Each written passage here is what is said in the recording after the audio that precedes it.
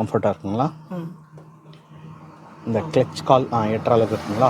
இன்றைக்கி நம்ம கிளச்சை பற்றி பார்க்க போகிறதுனால சீட் கம்ஃபர்ட்டாக வச்சுக்கிட்டு சீட் பெல்ட்டை மாட்டிக்கணும்.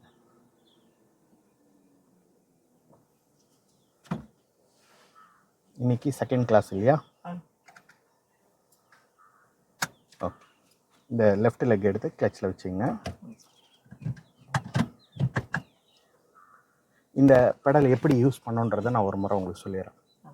முன்னங்கால், அதாவது இந்த விரலுக்கு கீழே இந்த முன்னங்காலில் வச்சுட்டு அழுத்தும் போது எப்போவுமே ஃபோர்ஸாக வேகமாக அழுத்திங்க. எடுக்கும்போது என்ன பண்ணுங்கள், மெதுவாக எடுக்குங்க.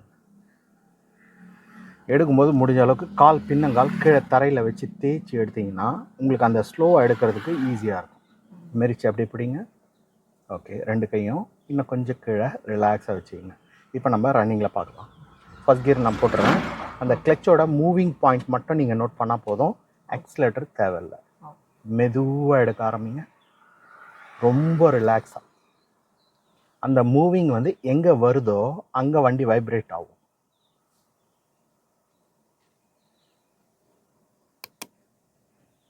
ஓகே, அந்த வைப்ரேஷன் தான் முதல் படி. அந்த வைப்ரேஷனோட கிளச்சை ஹோல்ட் பண்ணி, அதாவது அதிகமாக ரிலீஸ் பண்ணாமல் ஸ்டாப் பண்ணுறதுக்கு முடிஞ்ச அளவுக்கு ட்ரை பண்ணுங்கள். இன்னும் கொஞ்சம் எடுங்க, அந்த மூமெண்ட் வரும். அந்த மூமெண்ட் வரும்போது கிளச்சை ஸ்டாப் பண்ணிடுங்க. அவ்வளோதான், இதுக்கு மேலே எடுக்க வேண்டாம். நீங்கள் அந்த டைரக்ஷனை மட்டும் கவனித்தா போதும். பிரேக்கோ ஆக்சிலேட்டரோ எதுவுமே தேவையில்லை.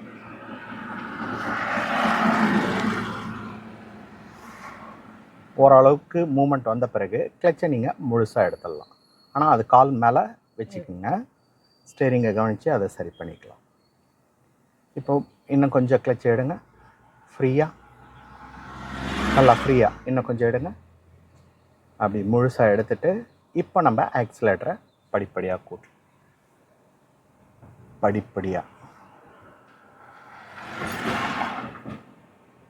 டைரக்ஷன் ரொம்ப முக்கியம். கொஞ்சம் லெஃப்ட் அடக்கிங்க.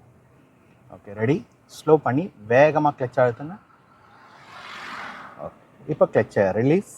கொஞ்சம் ஃபஸ்ட் கியரை விட கொஞ்சம் வேகமாக எடுக்கலாம். லைட்டாக லெஃப்ட்.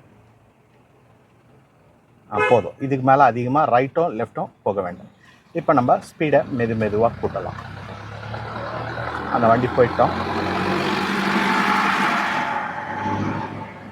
இப்போ வேகத்தை கூட்டுங்க, ரொம்ப பொறுமையாக. அந்த உங்களுக்கு பாருங்கள், வண்டி சாயிறது தெரியுதா? ரைட் சைடில் தான் சாஞ்ச மாதிரியே இருக்குது. அதனால் உங்களுக்கு ரைட்டில் தான் இழுக்கும். நீங்கள் அதை பேலன்ஸ் பண்ணால் போதும். நீங்கள் உங்கள் கவனத்தை நல்லா தூரமாக கொண்டு போங்க. ஸ்பீடை கூட்டிக்கிட்டே வாங்க. Okay, ready. Slow clutch. கிளச்சை எடுங்க. இப்போ ஆக்சிலேட்டர். நேற்றுக்கும் இன்றைக்கும் நம்மளுக்கு ஒரு சேஞ்ச் தெரியணும்.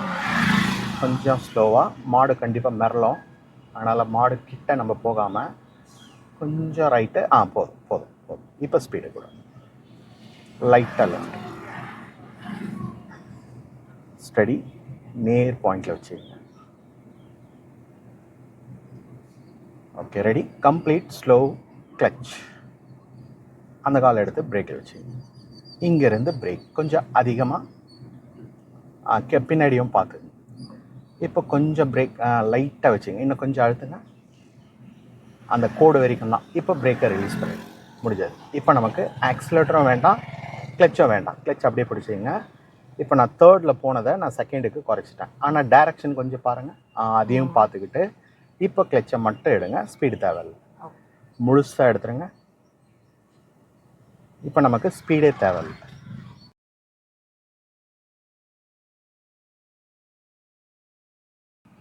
ஓகே, இப்போ நம்ம ஆக்சிலேட்டரை மறுபடியும் அதே மாதிரி படிப்படியாக கூட்டலாம். ரொம்ப ரிலாக்ஸ்டாக, பொறுமையாக. ரெடி. Slow clutch. கிளச் எடுங்க. இப்போ ஆக்சிலேட்டர். கிளச் உங்களால் புரிஞ்சிக்க முடியுதா? ஆப்ரேட்டிங் அதில் ஏதாவது டவுட் இருந்தால் கேளுங்க. இப்போ இந்த ரெண்டு லைனும் டச் பண்ணாமல் நம்ம ஸ்டடியாக போகிறோமான்றத நல்லா ஃபோக்கஸ் பண்ணுங்க.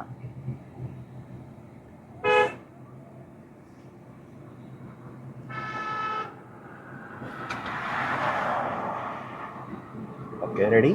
Slow clutch. கிளச்சை எடுத்துட்டு அந்த வண்டியை ஃபாலோ பண்ணிக்கலாம். லெஃப்ட்டு போகிற வரை நம்ப வேண்டாம். கிளச்சை எடுத்துருங்க. ஸ்பீடை இப்போ கூட ஒரே ஸ்பீடாக அந்த லாரிக்கு பக்கத்தில் நமக்கு எவ்வளோ கேப் இருக்குது, ஃப்ரீயாகவே இருக்குது, அப்படியே ஸ்டடியாக போகலாம். ஆனால் அந்த சாயிரம் இதை மட்டும் நம்ம கொஞ்சம் கவனிச்சிக்கலாம்.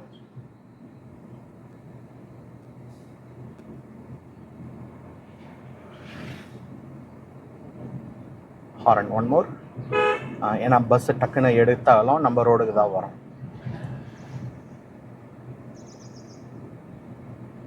இப்போ நமக்கு ஸ்பீட் லிமிட் தான். ஏன்னா அந்த டேர்னிங் நமக்கு நல்லா வரணும்னா ஸ்பீடு நம்ம கண்ட்ரோலில் இருந்தால் டேர்னிங் சூப்பராக இருக்கும். ஓகே, இப்போ அந்த டிராக்டரை அப்படியே ஃபாலோ பண்ணிக்கலாம். அந்த டிராக்டர் எப்படி வளையுதோ அது கொஞ்சம் ஆடுது, ஆனால் நம்ம அது தேவையில்லை. இப்போ அந்த டிராக்டருக்கும் முன்னாடி பாருங்கள், லைட்டாக அந்த ஷேப் அப்படியே வச்சு, ரொம்ப அதிகமாக வேண்டாம். இப்போ இந்த டேர்னிங் நமக்கு நல்லா வருதுன்னா அதுக்கு காரணம் ஸ்பீடு தான். அந்த ஸ்பீடை கரெக்டாக மெயின்டைன் பண்ணால் தான் நம்மளோட அளவை நம்மளால் நோட் பண்ண முடியும், எவ்வளோ வளைக்கிறோன்றது. ஓகே, இப்போ கம்ப்ளீட்டாக slow. One more horn. Okay, straight. இப்போ மறுபடியும் என்ன பண்ணலாம், கிளச் ஃபுல்லாக அரெஸ்ட் பண்ணிவிட்டு இங்கே நம்ம லைட்டாக பிரேக் தேவைப்படும். ஏன்னா அங்கே வேகத்தடை இருக்குது. இந்த டிராக்டர் ரொம்ப லைனை விட்டு வெளியே போகாமல் போதும். பிரேக்கை விட்டுருங்க. விட்டுட்டு இப்போ நான் கியரை செகண்டுக்கு குறைச்சிட்டேன். கிளச்சை மட்டும் நீங்கள் சாஃப்டாக எடுங்க. பிரேக் தேவையில்லை, வெறும் கிளச்சை மட்டும் எடுங்க. வண்டியே ஆட்டோமேட்டிக்காக டவுன் ஆகிடும். இன்னும் கொஞ்சம் எடுங்க. அவ்வளோதான், கண்ட்ரோல் ஆகிடுச்சு. இப்போ நமக்கு இங்கே எதுவுமே வேண்டாம். அந்த டிராக்டர் எப்படி வளைச்சதோ அதே மாதிரி நம்மளோட டர்ன் பண்ணிக்கலாம். இங்கேருந்து கொஞ்சம் க்ளோஸாக லெஃப்ட், இன்னும் கொஞ்சம் லெஃப்ட். நல்லா தாராளமாக கொஞ்சம் லாங் ஃபோக்கஸ் பண்ணுங்கள். அப்படி தூரமாக பாருங்கள். அப்படி கொஞ்சம் லெஃப்ட் வந்து ஸ்டடி, கொஞ்சம் லெஃப்ட். ஏன்னா நமக்கு ரைட்டில் யாராவது வராங்கன்னா அவங்களுக்கு கொஞ்சம் வழி விடுற மாதிரி நம்ம வச்சுக்கணும். ஓகே, இப்போது அந்த ஸ்பீட் பிரேக்கும் தாண்டுற வரைக்கும் நம்ம எதுவுமே செய்ய வேண்டாம். காலில் இங்கே வெறும் கிளச்சை மட்டும் அரெஸ்ட் பண்ணுங்கள். அப்போது உங்களுக்கு அந்த மூவிங் இழுக்குது இல்லையா, அது கட் ஆகிடும். இப்போ மறுபடியும் கிளச்சை எடுங்க. அப்போ மூவிங் மறுபடியும் கொடுக்க ஆரம்பிச்சிடும். இது பண்ணாலே நமக்கு ஸ்லோவில் இது செஞ்சாலே போதுமானது. நம்ம அதையும் மீறி நம்ம பிரேக் அதிகமாக யூஸ் பண்ணும்போது என்னன்னா அந்த வேகத்தடையில் போய் ஸ்டாப் ஆகிடுது பாருங்கள், அந்த ஃபால்ட்டு நடக்கும். வேகத்தடையில் நம்ம தூரத்துலேருந்தே என்ன வேகம் போகணுமோ அந்த வேகத்தை நம்ம செலக்ட் பண்ணிக்கணும். ஓகே, இப்போ இந்த வேகத்தடையும் தாண்டுற வரைக்கும் நம்ம ஆக்சிலேட்டர் கொடுக்க வேண்டாம். மெதுவாக வண்டியை நவுத்துற மாதிரி போங்க. முடிஞ்ச அளவுக்கு அந்த லெஃப்டில் இந்த மாதிரி ஆளுங்கள்லாம் கொஞ்சம் ஃபோக்கஸ் பண்ணிக்கணும்.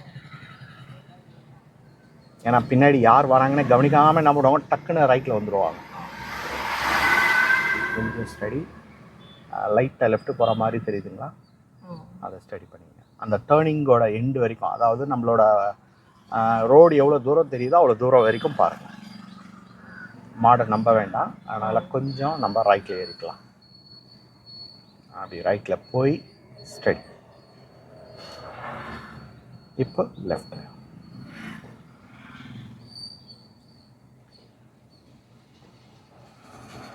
ஓகே, இப்போ ஸ்டடியாக அப்படியே பேலன்ஸ் பண்ணிங்க. நமக்கு ஆக்சிலேட்டர் அதிகமாக தேவை. அங்கேயும் என்ன பண்ணலாம், மூவிங்கை மட்டும் கட் பண்ணால் போதும், பிரேக் தேவையில்லை. ஆமாம், கிளச் அழுத்துட்டா மூவிங் கட் ஆகிடும். அதாவது இன்ஜின்லேருந்து வீலுக்கு கனெக்ஷன் இருக்காது. இப்போ கிளச்சை எடுங்க, அவ்வளோதாங்க. இப்போ நம்ம ஆக்சிலேட்டரை கொடுக்க ஆரம்பிக்கும். கிளச் அழுத்துறதை நல்லா ஃபுல்லாக கீழே போய் முட்டுற வரைக்கும் அழுத்துங்க. ஏன்னா நம்ம அரைகுறையாக அழுத்தினாலும் சரியாக வராது. Okay, ready, slow clutch. கால் வந்து அடிக்கடிக்கு அட்ஜஸ்ட் பண்ண வேண்டாம், ஒரே டைப்பாக வைங்க. ஏன்னா அட்ஜஸ்ட் பண்ணுறதுக்கே நம்மளுக்கு டைம் போயிடும். இப்போ கிளச்சை எடுத்துகிட்டு ஸ்பீட். உங்களுக்கு வாட்டர் வரலன்னா இன்னும் கொஞ்சம் காலை கீழே இறக்குங்க. அப்படி வச்சுங்க. லைட் ஒரே ஷேப் அப்படிங்க. இந்த ஷேப் அப்படியே இருக்கட்டும். நேற்றுக்கும் இன்னைக்கும் ஸ்டேரிங்கில் வித்தியாசம் தெரியுதுங்களா? ரைட். நேற்று இருந்த அந்த பரபரப்பு இன்னைக்கு இல்லை. Okay ready, slow clutch. Fourth போட்டாச்சு. கிளச்சை ரிலீஸ் பண்ணுங்கள். அந்த கார் லெஃப்ட் போகுது இல்லையா, அதே மாதிரி நம்மளை ஃபாலோ பண்ணிக்கலாம். ஏன்னா சென்டரில் உங்களுக்கு பள்ளம் அதிகமாக இருக்கும். அந்த கார் எப்படி போகுதுன்னு பாருங்கள், அதை அப்படியே ஃபாலோ பண்ணுங்கள். அவன் ரைட்டில் ஏறி போகிறான், நம்ம லெஃப்ட் பக்கமாகவே போகலாம். அந்த பள்ளத்தை அவாய்ட் பண்ணுறதுக்கு தான் அவ்வளோ ரைட் ஏறினது. நம்ம லெஃப்ட் போனோன்னா அந்த பள்ளம்லாம் நம்மளுக்கு சென்டருக்கு வந்துடும். இந்த அளவுக்கு போதும். ரைட் போக வேண்டாம். அப்படி இன்னும் கொஞ்சம் ரைட். ஓகே, இப்போ நம்ம வண்டியை ஸ்டாப் பண்ணிக்கலாம். ஸ்லோ பண்ணி கிளச்சை ஃபுல்லாக அரெஸ்ட் பண்ணிங்க. ஒரு ஆள் நடந்து போகிறார் இல்லையா, வாக்கிங், அவரை பார்த்துக்கிட்டு அப்படியே மெதுவாக லெஃப்ட்டு, அவ்வளோதான். அப்படியே இருங்க, அப்படியே இருங்க. அந்த லெஃப்ட் அளவு அப்படியே பிடிங்க. இன்னும் கொஞ்சம் வாங்க. இதுக்கு மேலே வளைக்க வேண்டாம் ஸ்டேரிங்க. இன்னும் அந்த கோடு வந்து உங்கள் ஸ்டேரிங்க்கு நேராக வரும். அந்த டிராக்டர் வரைக்கும் தூரமாக பாருங்கள். இப்போ மெதுவாக பிரேக்கை அப்ளை பண்ணி ரொம்ப ரிலாக்ஸாக, அந்த டைமில் ஸ்டேரிங் கொஞ்சம் லூஸாக. அப்போ நம்ம நிற்கிற பொசிஷன் கரெக்டான அளவில் தெரியும். நின்ன உடனே எந்த காலம் எடுக்காதீங்க.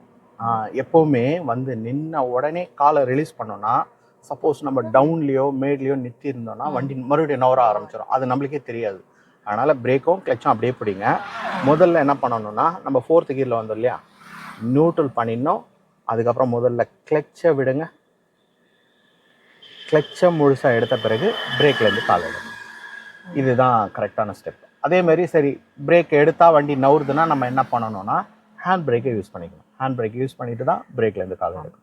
ஓகே, இதில் வேறு ஏதாவது சந்தேகம் இருக்கா? கிளச்சில் உங்களுக்கு இது வந்து அந்த ஃபிங்கர்ஸ் மட்டும் தான் வைக்கிற மாதிரி ரொம்ப வேண்டாம். அதாவது உங்களுக்கு ரொம்ப நேரம் பிடிக்கிறதுக்கு ஃபிங்கர்ஸ் நம்ம யூஸ் பண்ணும்போது என்ன ஆகும்னா, பெயின் அதிகமாக வர ஆரம்பிச்சிடும். அதனால் என்ன பண்ணுங்கள், கொஞ்சம் அந்த ஃபிங்கர்ஸ்க்கும் இந்த முன்னங்காலுக்கும் நடுவில் அப்படி பேலன்ஸ் பண்ணிங்கன்னா உங்களுக்கு கொஞ்சம் கிரிப்பாகவும் இருக்கும்.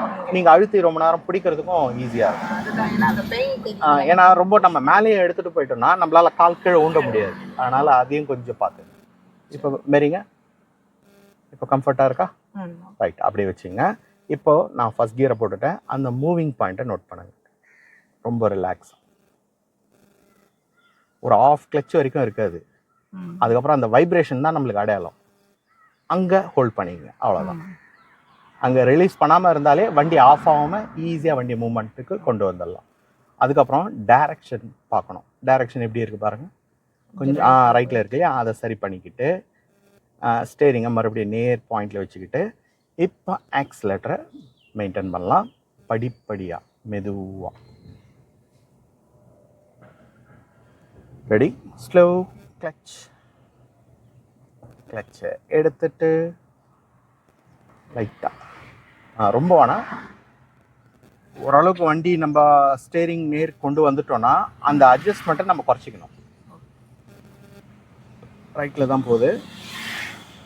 நேர் பாயிண்ட். இன்னும் கொஞ்சம் ஆக்சிலேட்டர். Ready, slow clutch. இது 3rd கியர். கிளச்சை ரிலீஸ். இப்போ ஆக்சிலேட்டர். இப்போ ஆக்சிலேட்டர் வந்து ஒரே மீடியமாக கரெக்டான ஸ்பீட். கொஞ்சம் லெஃப்ட், ஸ்ட்ரைட். அந்த வளைக்கிற அளவு நல்லா ஃபோக்கஸ் பண்ணுங்க.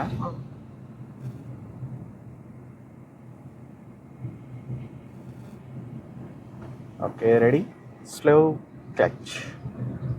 கிளச்சை எடுத்துட்டு இப்போ ஸ்பீட். கொஞ்சம் ஸ்லோ பண்ணி அவனை விட்டுறேன். அவரை கொஞ்சம் தூரமாக போக விட்டுட்டு அப்போ உங்களால் தூரமாக பார்க்க முடியும். இப்போ ஆக்சிலேட்டர் சரியான அளவு.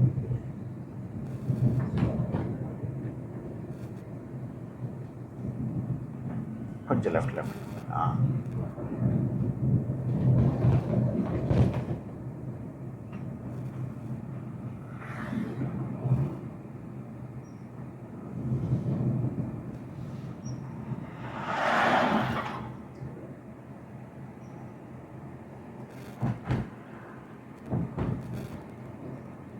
ஓகே, இங்கே ஒரு லெஃப்டில் ரோடு இருக்குது. ஹாரன் 1 மோர்.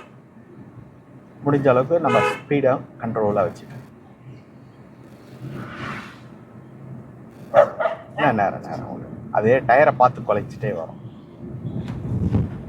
நாய் பெரும்பாலும் வந்து நம்மளை துரத்துறதுக்கு காரணம் என்னன்னா நம்ம கிடையாது, நம்மளோட வீல், வண்டியோட வீல் இருக்கு இல்லையா, அந்த வீலை பார்த்து தான் குலைச்சிட்டு வரும்.